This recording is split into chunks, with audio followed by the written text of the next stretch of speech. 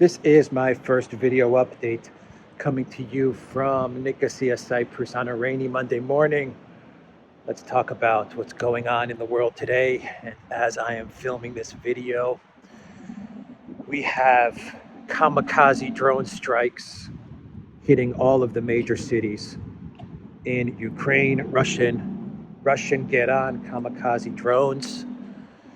They are hitting at Odessa and Dnipropetrovsk and Kharkiv, and most notably they're hitting Kiev, the city center of Kiev, and they're causing all kinds of damage. And they have hit important railway links, and they have also hit, these kamikaze drones have hit the ETHEREUM office buildings, I believe the main office buildings in the city center of Kiev, the ETHEREUM offices, which is the main electricity supplier of Ukraine, or one of the main energy suppliers in Ukraine. And so pretty much the Russian military is able to hit any targets that they want in any city in central and western Ukraine. And I'm getting images, reports. I'm seeing reports where the air defenses of Ukraine are a complete no-show or have collapsed, have been overwhelmed by missiles and kamikaze drones to the point where I'm seeing Ukraine military like on the ground, like trying to shoot at these get-on-2 drones. Like this is the point where they've reached, where their air defenses are so exposed and just so incapable of dealing with the Russian drones that they're trying to shoot them down from street level. So the Russians have definitely, over the past week, they have definitely exposed a huge weakness in the Ukraine military, and that is the air defense weakness, which is why Zelensky went to Biden and to the collective West and begged for air defense systems, and the U.S. and U.K. and France and the Netherlands, they're going to cobble something together and Germany to hand it over to Ukraine. But I mean, it's not going to make a difference at this point in time. These systems are not plug and play. I just can't get an air defense system, plug it in, and it's working and it's protecting the city center. I mean, this is the capital city of Kiev that is completely exposed to Russian drones and missiles. Just not protected at all. And, the only way that they're going to make some sort of air defense system work is one, if they have more time to make it work. So they need to buy some time to put everything in place. And, I don't mean like a week. I mean months. They need months to put a proper air defense system in place. And if they get NATO military to operate these systems, that would be the only hope that they have to somehow securing, in my opinion, their major cities at this point in time. And it just seems to me like two things: like the collective West, the NATO command, they just simply decided to send everything that they have, all the weapons, all the equipment, all the money. They just decided to pour it all of it towards the east of Ukraine in order for them to achieve various PR tactical victories. In other words, to take territory in Kharkov or to take some territory in Kherson, so that they can spin it as some sort of major military success. Ukraine is winning, Russia is losing. It seems like they've poured everything they have into those areas and into that type of focus, and they've completely just ignored the protection of Kiev and Odessa and Lviv and these cities. And it seems like number one, they were looking for these media tactical PR spin victories, because that's what's important to the collective West and to Zelensky. And the second thing is that it seems like the collective West, NATO and the Zelensky regime, they started to buy into their own propaganda, which is that Russia has no more missiles, they have no more weapons, and the Russian military is weak and just not capable at striking at cities in Ukraine, deep into Ukraine territory. I think the collective West and Zelensky just bought their own lies. They drank their own Kool-Aid, and they said, you know what? We don't really need to focus on protecting Kiev airspace or protecting Odessa, because the Russians, next week they're running out of missiles. No, next week they're going to run out of missiles.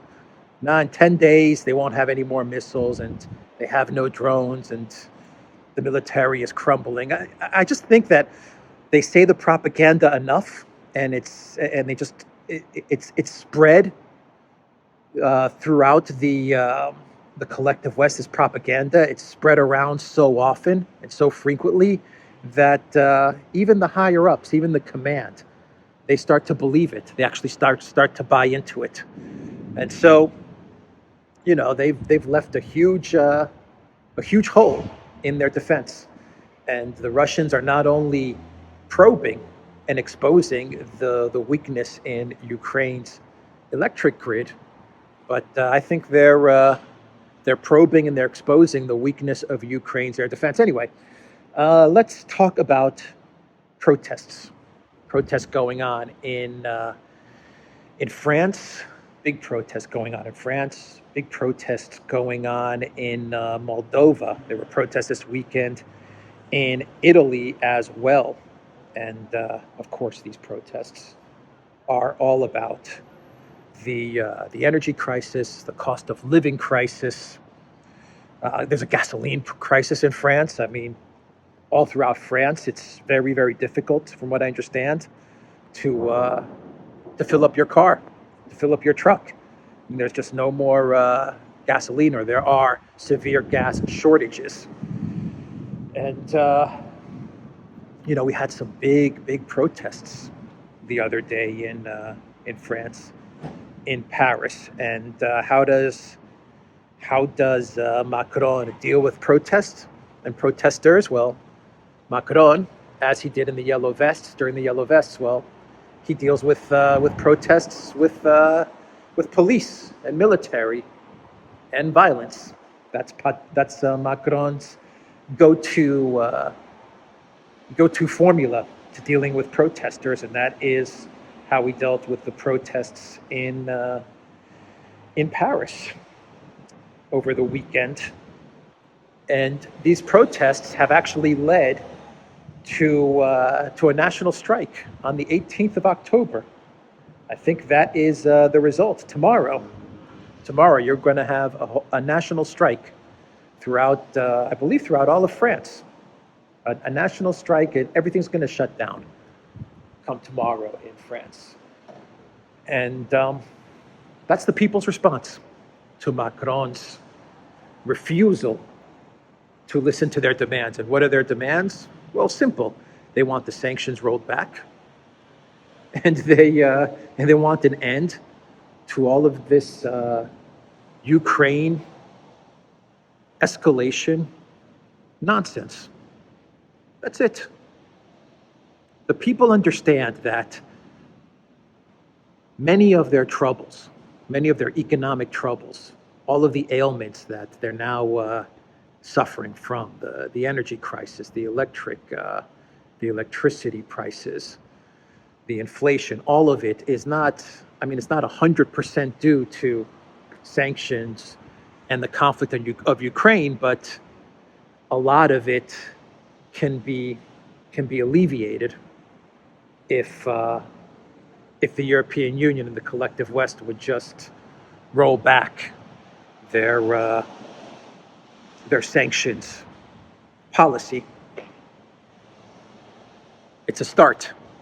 It's a start for Europe to get to some sort of normalcy and to stop this deindustrialization and this economic collapse, to put some brakes on this economic collapse.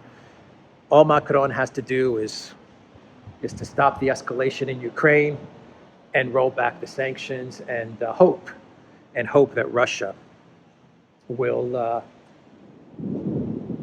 start to provide the energy that Europe needs and the energy that Europe cannot find, because Europe, the EU, at this point in time, is completely cut off from any type of gas and energy, electricity sources. They've been completely isolated, and that happened with the big blow at the Nord Stream pipelines. That was the big one. That was the big one, and that was a violent act. But protests in France, we have protests in Moldova as well. Big protests in Moldova.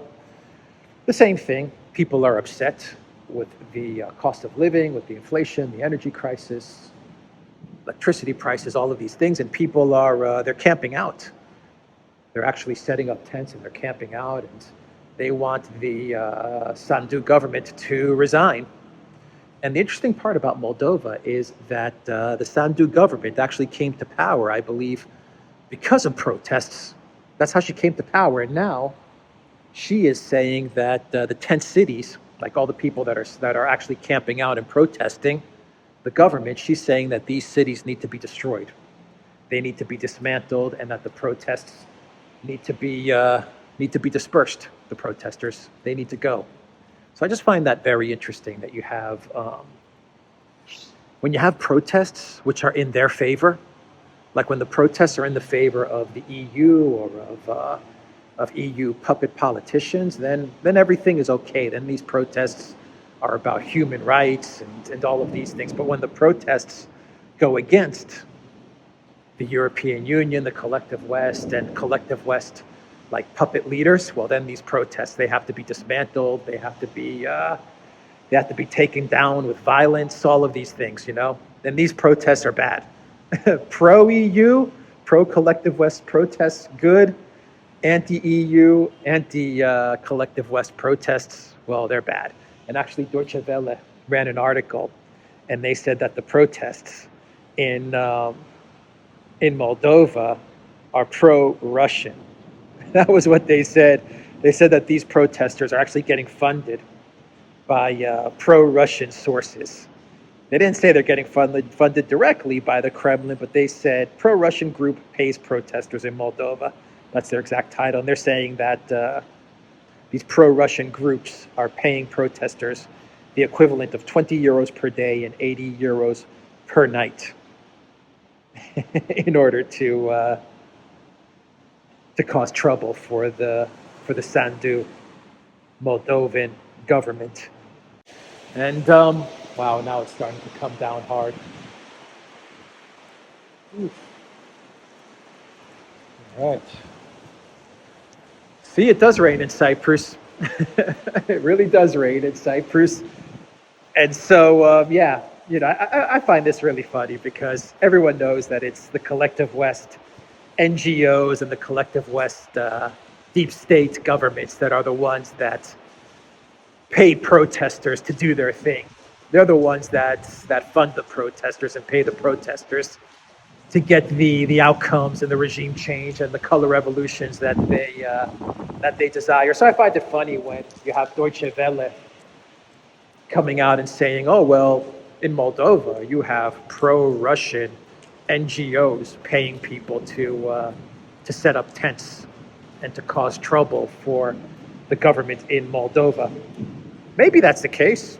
Maybe there are pro-Russian groups that are paying people to stay there, but it doesn't change the fact that paying people to protest and using those types of tactics are things that the collective West perfected, not pro-Russian NGOs, that's for sure, pro-Russian groups. I don't even know if there is such a thing as a Russian NGO, to be honest. I think that's also something that the collective West created and ran with. So that is what's going on with regards to protests, and we're just at the beginning. We are just at the beginning of all of this. As we get deeper into winter, as the economic situation worsens for France, for Moldova, for all of Europe, well, the protests, they're going to get more and more. They're just going to grow and grow, and that's a problem. That is going to be a problem for Macron, for Sandu, and for all the EU leaders, for all the EU governments. So let's what should we talk about now? Let's talk about some. I'm trying to think. Are these Clown World stories? Because I think I do have a couple of Clown World stories.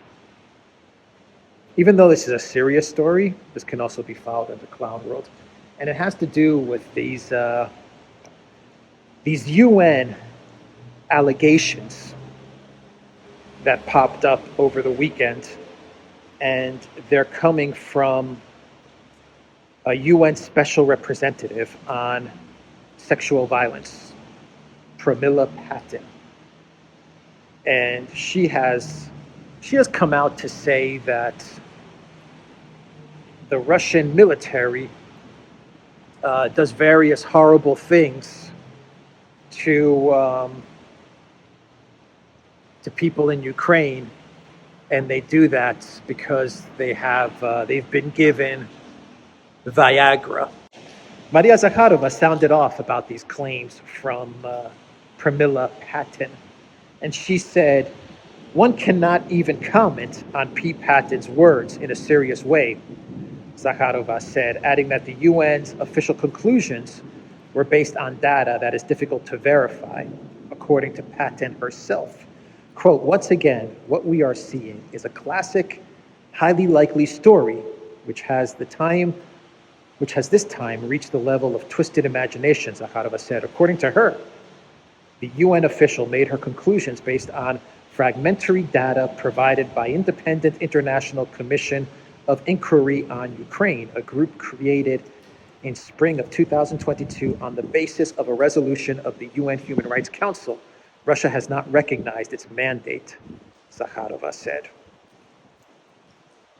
Patten's claims, by the way, actually, and according to Zakharova, and she's right, this UN official's claims actually resemble many of the claims made by the Ukrainian Human Rights Commissioner, Denisova, Lyudmila Denisova. I don't know if you remember that story. It was like maybe 4 or 5 months back, where this Ukraine human rights official made similar claims without the Viagra, but she made the similar claims of the actions of Russian soldiers in Ukraine, and it gained a lot of traction.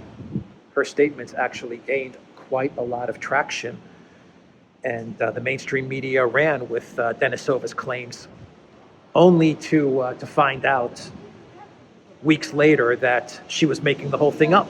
And it was actually the collective West mainstream media that had to admit that. They actually admitted that Denisova was making things up, and she had to be dismissed from her post.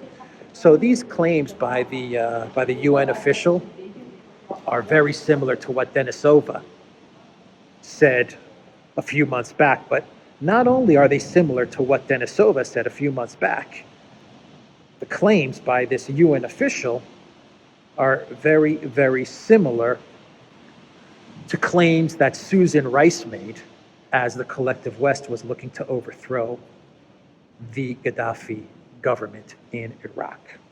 And Susan Rice, she came out with statements, and the US government came out with statements saying that Gaddafi supplies troops with Viagra to encourage mass you-know-what, according to U.S. Ambassador Susan Rice and the Obama administration, the Hillary Clinton State Department and the Obama administration. Now, I don't know if this is true or not. I don't have any way to know if this Viagra claim is real. I'm not here to say that, but this claim is awfully similar to what Denisova was saying, and it is pretty much copy-paste from what Susan Rice was saying when they wanted to demonize and then overthrow Gaddafi in Syria. And we all know how that ended. So if you want my opinion, it seems like they're just recycling much of the propaganda that they pushed out in order to destroy Libya. But this time they said, you know what, let's recycle this propaganda, but we can't come out and say this, so let's get the UN to do it for us. That's what it looks like to me. But Zakharova, she wasn't having none of that. She came out right away and she blasted these UN claims. One more story, and this is also kind of like a clown world. This is a weird one, this story right here. And then I think I've actually got a real clown world as well. I think I've got a real clown world, or is this going to be is this going to be the story that I end it with? Let me see here.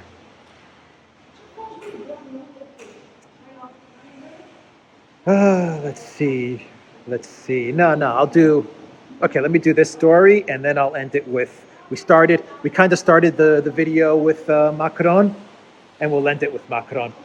So let's do this story. This is a weird one. This is so bizarre. So you know that United 24 group that I talked about them about 2 weeks ago, and it's like this charity that was set up, another NGO that was set up, but this time it was set up to benefit Ukraine, and it's just kind of like a platform where people can donate to help Ukraine, and kind of like a GoFundMe, an Zelensky GoFundMe, and people can even donate Bitcoin and crypto, and they've raised something like 100 million in crypto already. But people can go on there and they can buy, the Ukraine military. They can buy them drones or equipment or boots, winter clothing, whatever. And this platform was set up, most likely by the collective Western NATO, in order to keep the grift going, let's say. And so, like I said, 100 million in crypto, not bad. And no one really knows where that crypto went. That's for sure. So these guys, United 24, they came out with a video and they posted it on Twitter. And this video made the claim that it was in 988 when Prince Volodymyr decided to convert to Christianity. The Kievan Rus, he decided to convert to Christianity, and it was at that very moment that Ukraine, or what was going to become Ukraine 1,000 years later, that this land was made the decision to enter the European Union. And they put out a whole video for this, and it's so laughable. It left me kind of speechless as I was watching this video. And the best part about it was that the Ministry of Defense for Ukraine actually put out a tweet supporting this claim from United 24. The Foreign Ministry of Ukraine, they put out a tweet supporting this United 24 video, and they said, hashtag Ukraine and Europe were always friends. In 988, Prince Volodymyr converted Kiev Rus to Christianity and decided we need to join the EU. We stand for this idea today and defend Europe from Russian cruelty. In 988, Prince Volodymyr decided that Ukraine should join the European Union in 988 because Ukraine became Christian. Well, he actually He actually decided to make Russia Orthodox. That's the real story. So I love how they just kind of whitewash Orthodoxy, and they just kind of, throw the word Christianity in there because they don't want to say Orthodoxy. Because if they say Orthodoxy, if they say that Prince Volodymyr decided to become Orthodox, then that would have led people to believe Orthodoxy. Well, Orthodoxy is associated with Russia. So what's going on here? Even though Ukraine is also an Orthodox country, it also has a lot of Orthodox believers, but you can see how clever they are. They don't want to say Orthodox. They want to say Christianity, right? And I love how they say that Christianity is what makes them European when EU officials denounce Christianity. I mean, it's so bizarre. But 988, so that's when Ukraine decided to enter the EU in 988. And 1,000 years later, and the EU still hasn't let Ukraine in. It's been 1,000 years. I thought Turkey had the record at like 30 years waiting to get into the European Union. It looks like Ukraine has Turkey beat. Turkey's been waiting 30, 40 years. Well, Ukraine has been waiting 1,000 years to enter the European Union, going all the way back to 988. Oh boy. Just crazy stuff, man. Just crazy stuff. All right, let's finish off this video with a clown world. I wonder if I have anything else to say about this. According to Prince Volodymyr, Ukraine decided to join the European Union in 988 when he adopted Orthodoxy as the national religion. Exactly. Orthodoxy, 1,000 years before the EU was actually formed. I'm just reading some comments on Telegram and Twitter. I mean, people really made fun of this story. Ukraine has always been a friend of Europe and effectively decided to become part of the European Union at the end of the 10th century, the country's foreign ministry has said. The foreign ministry added that this was a moment when Ukraine became part of Western Europe. The prince, also known as Vladimir the Great and Vladimir the Saint, ruled from Kiev between 978 and 1015. His realm was called the Kievan Rus, the first historical state from which Russia, Ukraine, and Belarus traced their origin. Vladimir had been an adherent of paganism earlier in his reign, but inspired by the Byzantine Empire, eventually chose to convert, which began the Christianization of the domain that he ruled. The EU, meanwhile, traces its history from the European Coal and Steel Community, founded in 1951, and the European Economic Community, founded in 1957. Ukraine formally applied to join the EU in February, shortly after Russia launched its military operation in the neighboring country. So you can see a bit of a timeline gap, can't you? According to this United 24 NGO, and according to the Ukraine Ministry of Foreign Affairs, 988, Ukraine, or what they believe to be Ukraine, the Kievan Rus, they decided to join the EU. 1,000 years later, the EU starts to form, and in February, the Kievan Rus, Ukraine, finally decides to apply to the European Union. What a joke. Okay, let's do a really quick clown world. Emmanuel Macron, he made a statement the other day, and he had a revelation, an awakening. So as people are protesting in the streets, and his own citizens can't find gasoline, Macron, it finally hits him that France is paying 4 times more for gas, for LNG from the US. Quote, paying 4 times more for gas than your own companies hardly sounds like friendship, Emmanuel Macron said of US gas prices. Yep, Macron, who would have ever thought that LNG coming all the way from the US on ships, on tankers, would be 4 times more expensive than pipeline LNG coming from right next door from Russia. Who would have ever thought? that you would see a price difference. Who could have seen that one coming, Macron? I would think that LNG coming 5,000, 10,000 miles away from the United States, put on tankers and then shipped over to Europe would be much, much cheaper than simply, turning on a gas pipeline to deliver that LNG from across the continent. I would have thought that the US LNG would have been 10 times cheaper, but who am I? All right, everybody, I'm going to end the video there, and I'm going to try to wait out this rain. It is coming down hard. theduran.locals.com. Duran shop. Get a hoodie. 10% off. Use the code GOODDAY. Take care.